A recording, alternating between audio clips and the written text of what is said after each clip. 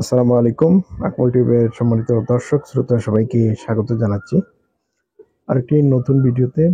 তো একজন ভাই জানতে চেয়েছিলেন সাইপ্রাসে আসলে আউট লিভিং ভিসা হয় কিনা, আউট লিভিং ভিসা নামে কোনো ভিসা আছে কিনা। তো আউট লিভিং ভিসা তো আমরা যে কয়দিন থাকার সুযোগ হয়েছে বা যতটুকু জানি বর্তমান তো বাংলাদেশেই আছি।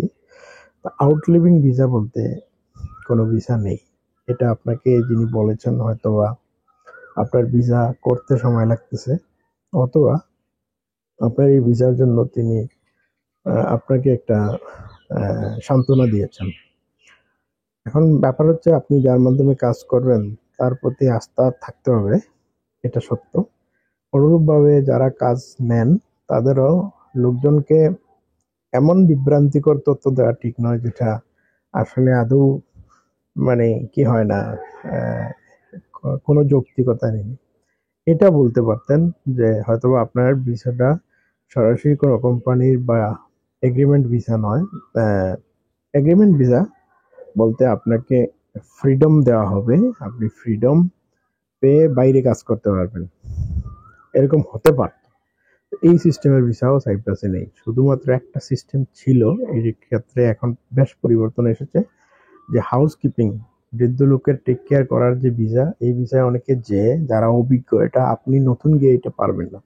যারা ইতিপূর্বে স্টুডেন্ট ভিসায় বা বিভিন্ন সাইপ্রাস ছিল তারা পরবর্তীতে যদি একটা পাপ্পু ভিসা বলে, এটা মানে বৃদ্ধ লোকের টেক কেয়ার করার ভিসায় যায় আর ওই মালিকের হয়ে উনি নিজে ট্যাক্স পে করেন, আর উনি ওনার বাইরে কোনো স্কিল থাকে, উনি যদি আহ, বাইরে কাজ করার মতো এবিলিটি থাকে, উনি পারেন, তাহলে এই ভিসাটাকে অনেকে ফ্রি ভিসার মতো মনে করেন। ফ্রি ভিসা বলতে সাইপ্রাসে কিছু নেই।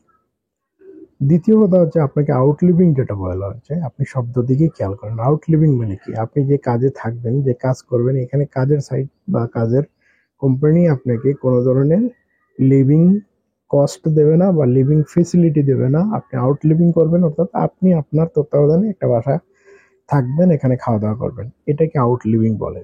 তো এই কথাটা আপনাকে হয়তো যিনি নেবেন বা যে যার মাধ্যমে যাচ্ছেন তিনি আপনাকে বিভিন্ন কৌশলে বুঝিয়েছেন যে আউট লিভিং ভিসা নিয়ে যাচ্ছে।